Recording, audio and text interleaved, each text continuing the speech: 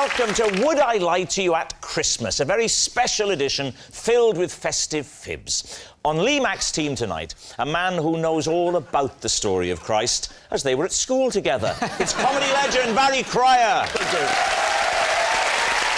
And a comedian and actor who lists among his hobbies cricket, fly fishing and tea tasting. We've had him flown all the way here from 1953. From Rev, it's Miles Jupp. On David Mitchell's team tonight, forget 10 lords a-leaping or 7 swans a-swimming. We'd prefer 1 Miranda a-falling. It's Miranda Hart. And he's the comedy actor who does episodes of episodes with his friend who was in Friends. It's Stephen Mangan. So, let's begin with round 1, Home Truths, where our panellists read out a statement from the card in front of them. Now, to make things harder, they've never seen the card before, so they've got no idea what they'll be faced with. And it's up to the opposing team to sort the fact from the fiction. And Stephen Mangan is first up. Stephen, off you go. One Christmas, my wife bought me a dog. Rather than think up a name for it, I took him for a walk in a cemetery and named him after the first gravestone he showed an interest in. Well, that's lovely and festive, isn't it? Please, Steve. What was on the initial gravestone? John Samuels. John Samuels. So your dog is called John Samuels? Dog is called John Samuels. And this... He's a Bedlington Terrier. They're sort of, do you know, they've got curly hair. Was it chosen, the curly-haired dog, for any specific reason, Stephen? No, I can't think of a reason why I'd choose a curly-haired dog. This dog, has he got big gnashes? Lee, I'm not sure where this is going. It's Christmas. It's Christmas. Oh, yeah, sorry. This dog, has it got big gnashes? Happy Christmas. What time of day do you tend to walk your dog in cemeteries, Stephen? Well, he was only a puppy, so I was actually carrying him, so it wasn't really a walk. So how did he show interest if you were carrying him? Did he leap from your arms? He wagged his tail. Wagged his tail. And up until that point, he hadn't wagged his tail. OK. He'd had a really miserable Christmas. He'd had a miserable walk or carry, everything. Here's the story. I'd asked my wife, if you're watching this, to cover John Samuel's ears. We told him it was the one he showed an interest in, but we'd, or his ears covered, had secretly decided it was going to be the first one inside the gate. He thinks it's because he wagged his tail, but actually it was the first... He thinks it's because he wagged his tail. Yeah. Think about what you're saying, Steve. He thinks Have you had a chat with him? Wait till he finds out he was adopted. He's going to go... Tell us about the lovely, heartwarming scenario on Christmas morning when Mrs. Mangan whipped out a puppy for you. I mean, was it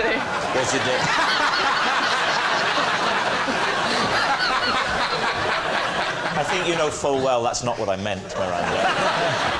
How did she present the puppy to you? The puppy came with her parents. Wow, that's a hell of a present. Yeah, exactly. Was it a special offer? They were coming round to ask for lunch, and they brought the puppy in a little basket with a bow around its neck. Oh, that's lovely. And a big sign saying, to Stephen. Honestly, Stephen, how much did you want the dog? A lot. I've always wanted a dog. My mum never let us have animals. We had a cat once, but it wasn't allowed in the house. You haven't really got the cat then, have you, in that case? Did she just point at cats? Well, yeah, that belongs to us. We had a cat, but he wasn't allowed in the house. Well, there was a in that room... case, we own a cow. Is this the first time you've done this? Yeah, we only have one dog. Pets, We've got one dog, that's it. No. You got any children? 2 children. How did you name them? What, Burger King and Boots? So what are you thinking, Lee? Does this sound truthful to you? I'm not sure, really. What do you think, Barry? Too much erratic detail in it. I don't think the narrative holds together. Miles? I think this couldn't be less true. You don't think it could be less true? No. What if it's a lie? That's definitely less true if it's a lie, isn't it? If I'm going I don't think if I'm going to talk less. semantics with someone tonight, Lee, it won't be you. I love having Miles on the show. He's the only person in the world that can make David Mitchell sound like Danny Dyer. I don't believe Stephen. So you think it's a lie? I do think it's a lie. You think it's a lie? Yes. Well, I disagree with you, so I think it's not true. Right. Stephen, were you telling the truth, or were you telling a lie? Amazingly, it's a lie. Yes, it's a lie. Stephen didn't take his dog for a walk in a cemetery to choose its name. Barry, you're next. I'm in a four-man pub quiz team with a butcher, a baker, and a candlestick maker. David's team. What's the name of this team? Quartet. How did you get to know the butcher, the baker and the candlestick maker? In the pub, there was much mirth because we realised it was butcher, baker and candlestick maker. What's the name of your butcher friend? Harry Granger. And the Was baker? quite quick. Ed. Ed what? Ed Saville. And the candlestick maker. It's called... He's called Bill Grimes. No, it's not!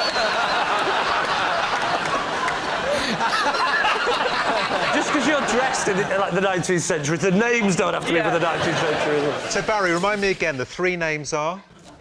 Bill, Harry and Ed. And their surnames? Grimes. Do you know, you've got me there. Savile Granger. OK, next question. Granger. Have the visitors been? They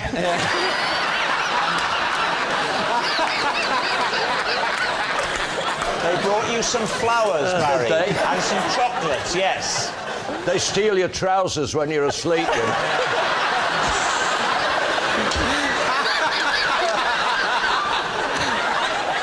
So what do you think, then, David? What do you think, Miranda? I don't know.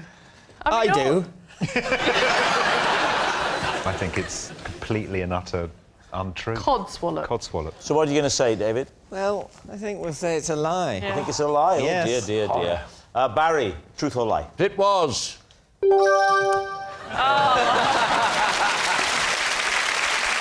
Yes, it's a lie. Barry's not in a four-man pub quiz team. Miles, you're next. Every morning, I eat one of those mini multi-pack cereals, but to save time and washing up, I pour the milk straight into the packet. David's team. One of the mini variety pack cereals. That's right, yes. Yeah. Are you often in a rush of a morning? Why are you needing to save time, please? What I don't enjoy doing is washing up, and I've taken a sort of stand. I bought a dishwasher, and my wife doesn't like dishwashers, so she insists that I wash everything up. Wow. What is it about dishwashers that Mrs. Jupp objects to? Yeah. She objects to the noise. She objects Oh, they're to so They are very noisy, aren't noisy. they? Yeah. It's like a pneumatic drill in the corner of the kitchen. If you have a problem with some of my wife's opinions, you must take this up with her, Rob. I'm not... She objects to the rise of the machines.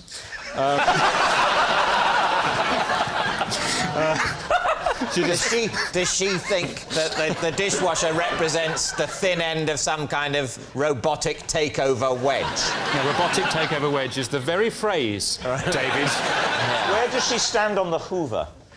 That is not how a Hoover operates. Miles, what are the cereals you get in those little boxes? This is the test, isn't it? Well, you get Frosties, Good Rice stuff. Krispies, Nice. Yep. cornflakes, Crunchy Nut cornflakes, Cocoa Pops. 3 more to go. What's your favourite? If you don't get this right, this last one, it'll be Cheerio to you.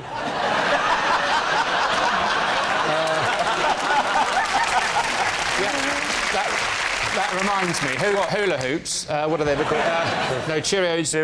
And then it's actually on a rotation, so there will be some swaps. You don't always get 8 separate. Can we trouble you for a full mime? Yes. Absolutely.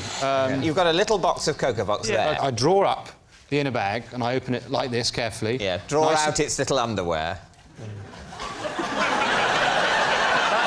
You've given away a lot there, David.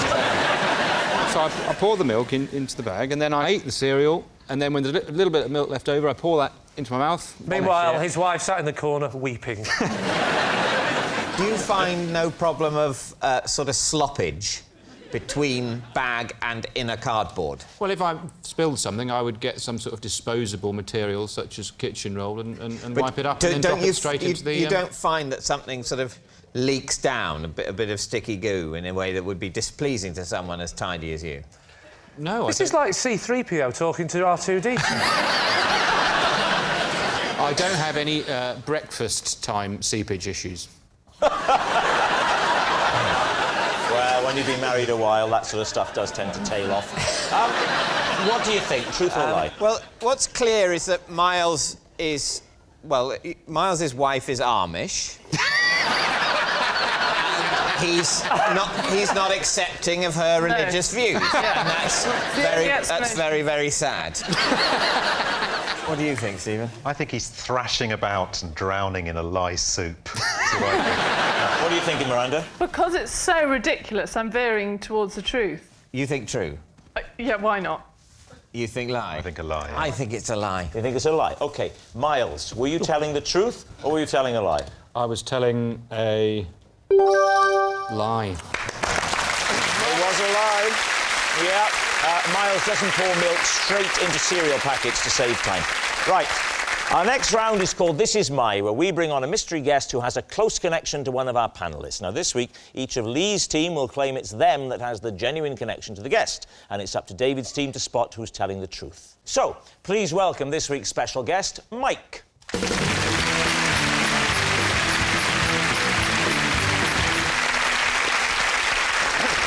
So, Barry, what is Mike to you? This is Mike, who is one of the 3 kings who came to visit me at Christmas. OK. Miles, what is Mike to you? This is Mike. We were once told off by our neighbour because our snowman was using up too much snow.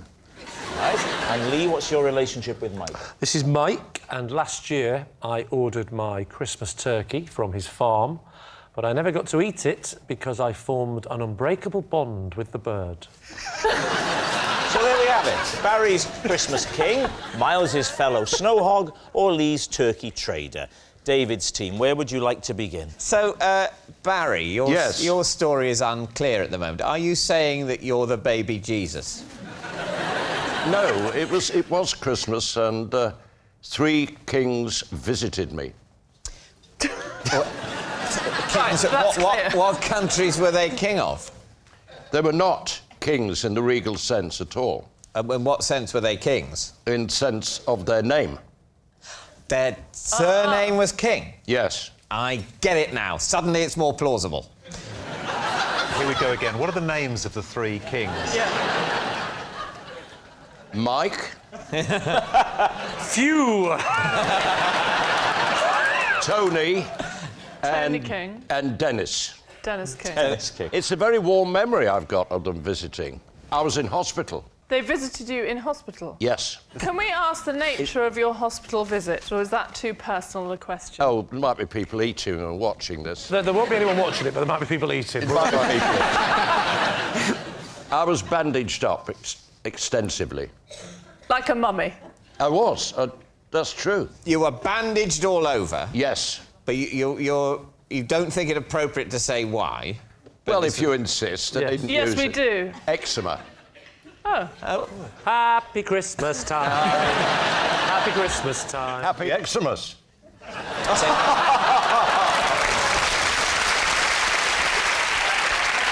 Right, what about Miles? OK, Miles, you and Mike were making a snowman together. A neighbour was very cross with us because our snowman had used too much snow. Set the scene. Where were you making the snowman? Northampton. So you live in Northampton? No, I don't live in there. Mike lives in Northampton. So... And I was staying in Northampton. And why were you staying with Mike? Yes, because he rents rooms to actors. So what was the play you were doing in It was Northampton? called The Way of the World. Right. And you were staying with Mike. That's right, yeah. How did the topic of building a snowman with this relative stranger Say relative get stranger. brought I was staying in Mike's house for 2.5 months. What would happen? I would go back to the digs after the show, and Mike would often still be up and say, "Oh, I've just opened a bottle, and do you want a glass?" So I'd sit and we'd chat about how did it go, and I'd say, "Oh, Mike, it was another absolute triumph." And, So you got to know Mike, and then one day it snowed, and Mike said, "We're friends now." And at that point, words weren't necessary. You both looked at each other. Come on, Mike. So that it snowed. Yeah. And who brings up the subject of building a snowman? Oh, You well, or Mike smokes, so he would go outside on the doorstep. And one night That's he went when he noticed the snow.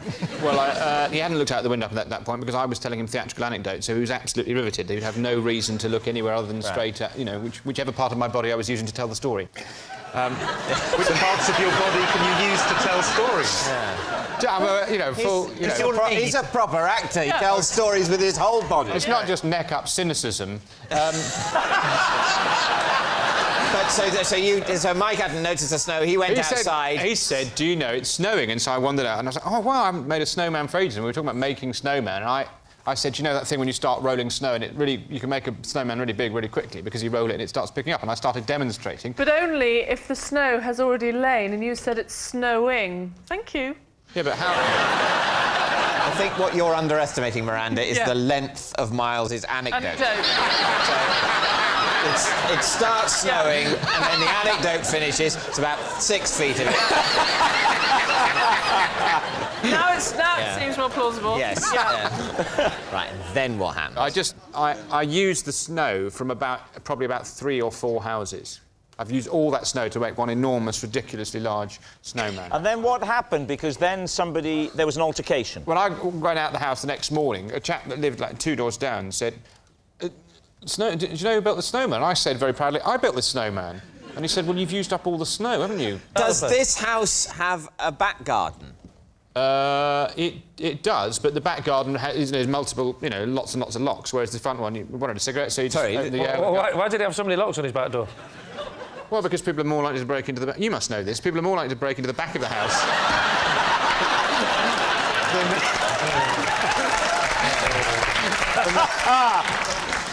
than the front. Yeah. Now then, Lee's story.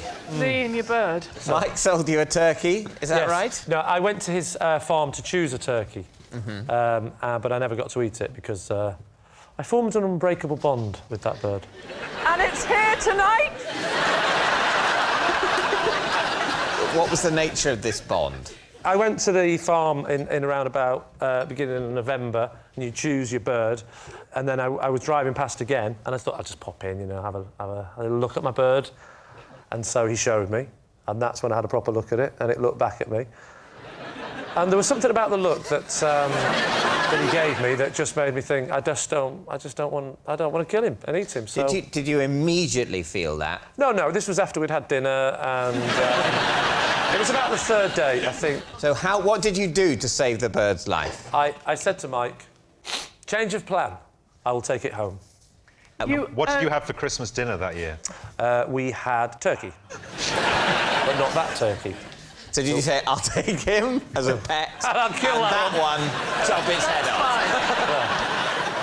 Because he won't give me the time of day. So where do you keep a turkey? In the first place, in the shed, I cleared away all the sharp implements. Bit of potpourri in a bowl. Look, if you're not going to take my story seriously, Stephen, I don't want to talk to you. How did your wife react? She was well, she, as you know, lives in the shed as well, so she was... she wasn't happy, and she said, I think it's time I made a move into what she calls the house. So, I let her in the house. What did you call the turkey? Istanbul. Istanbul. Why? It's in Turkey. Turkey. Right, so, David's team. Is Mike Barry's Christmas king, Miles his fellow snow hog, or Lee's turkey trader? I'm all about Miles. Yeah. In every way. I think it's Barry. Do you? Do you? Do we think Lee is definitely not... We think Lee is definitely not true. So you think it's Miles? I think it's Miles. Stephen's saying Miles. Sometimes I'm saying Miles, sometimes I'm saying Barry. I'm confused. It's Barry. You say it's Barry? OK. Mike, would you please reveal your true identity? Yeah, I'm the Mike King with the 3 kings who visited Barry on Christmas Day. Yes, Mike is Barry's Christmas king. Thanks very much, Mike. Thank you. Which brings us to our final round, Quickfire Live. And we start with... It is David. possession. Now, behind your chair is a box. Open the box, read the card, and then take out the possession. It's a beautiful box. Yeah. I like it. Look at that. This is entertainment. Yes. This is my cape. I used to put it on, pretend I was Doctor Who, and head into my TARDIS. Or, as my parents called it, the airing cupboard. Put the cape on. All right. It is. Come, feel free, David. Come and use the floor space. Think back to your dancing days. Come out and use the floor. You could have a glamorous assistant in the form of Miranda. Oh, Miranda, would you help David get into his cape? Hang on. Do we put this over there? That's what I'm that'll thinking. Hold it in place. There we go. That fits. There. That actually fits you really well. Were you exactly the same size as a child? Yeah, exactly. I can't see you properly, David. Could you come and stand in front of me and twirl round? So you just... lovely. Yes, that's That actually... is a much and how needed old? reminder of the How film old were Magician. you? When was this? I think... This is how I picture you walking round your house now. How old was I?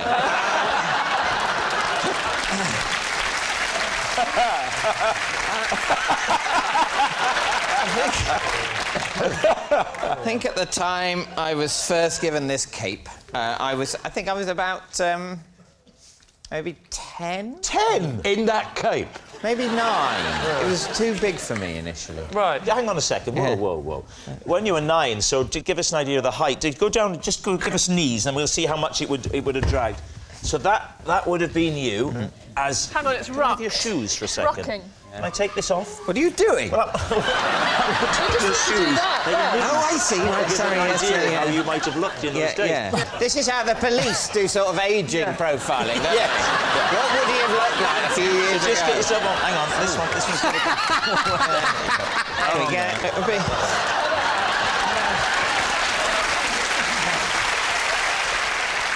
Did you say your mum and dad got you this cape? my mum made it. Your mum made it? Yeah. But Even if though she made it for you, had she no idea what size it should be? Were you a close family, David? Where's he getting cramp in my knee? You can go back to your seat. Yeah. I give you permission. You look like a very middle-class disgruntled Dracula. I didn't get any blood tonight. I'll just shrug back to my chair and bite some virgin's neck tomorrow, I suppose. So what do you think, Lee? Is it the truth or is it a lie? What do you think, Barry? Not a shred of truth. You don't think? I think it could be true. It sounds incredibly likely. In fact, I'd be surprised.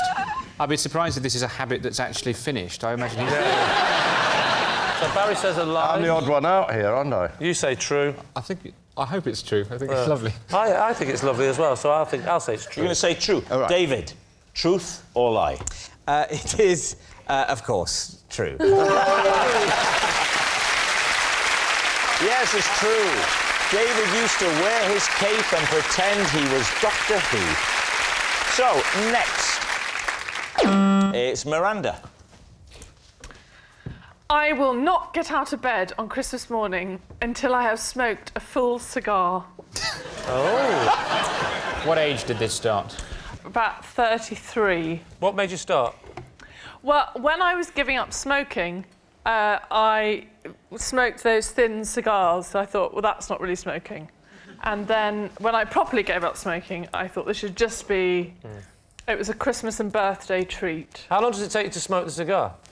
About 6 months. And then start on the birthday one. Always got one on the go, but great to have given up smoking. Do you smoke the whole cigar? Smoked the whole cigar. And how long does that take? A couple of hours. That's a lot of puffing. You're still in bed? Still in bed. Do you have the cigar ready the night before, and the little match and everything? You're ready to go? No, we have stockings in the morning, so we all then huddle around my bed. Oh, so the family and the friends have to come to you, to the me. base of the bed, and no present opening till it's finished. Have you by now slipped into the Christmas onesie, or are you still in your negligee? Negligee. Yeah, we're all imagining, because there's nothing more arousing than a woman lie down and smoking a big fat cigar. Yeah, exactly. I prefer a Woodbine girl myself. Merry Christmas, Lee. Can't get out of bed till this is finished. So what are you going to say, then? What do we think, Barry? I've got a 100% wrong record on this current It's show. time for a change, It's Barry. time for a change. Whatever you say, we're going with. I think it's true. In fact, it's a You lie. think it's true? Is that what you're saying, Lee? No, opposite no. What do you think? I think it's true. Oh, you think it's true? Yeah. You both say true. I'm going to say true. Well, I'll go with my team and say it's true. You say it's true. OK, Miranda, the cigar, Christmas morning. Truth or lie? It is a lie. Oh. Yes. Yes, it's a lie. Miranda does not smoke a full cigar before she gets out of bed on Christmas morning. Next. It's Lee. I have perfect pitch, so can listen to any noise and tell you what musical note it is. B flat. I'm joking, I can't do... go on. Can't do it.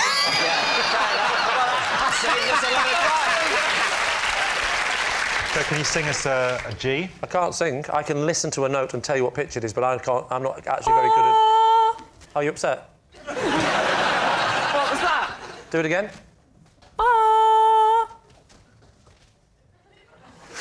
Yeah, got it. What's... That will be... That's A. So when did you discover you could do this? About 30 seconds ago.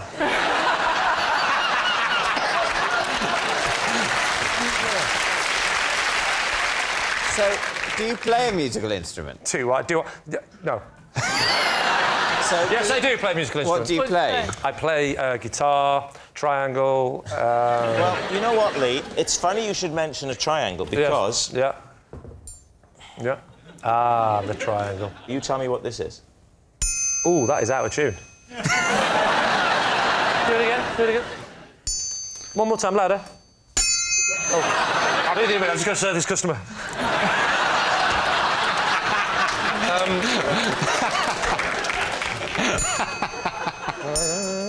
G. It's a G. G, that. It's a G. I don't know if it is or not. It is. There.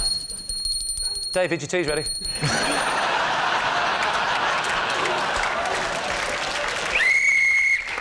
that the end of the game?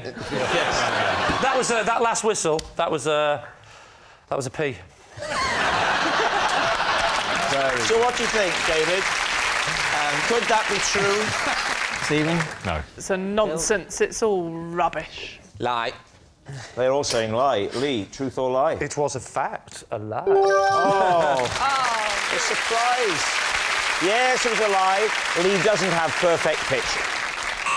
Well, that noise signals time is up. It's the end of the show, and I can reveal that David's team have romped home to a Christmas victory, 5 points to 2. Merry Christmas. We got hammered. But it's not just a team game, and my individual Christmas liar is Miles Jupp. Yes, Miles Jupp. His pants are on fire, which is amazing when you consider how hard it is to get tweed to burn. Good night.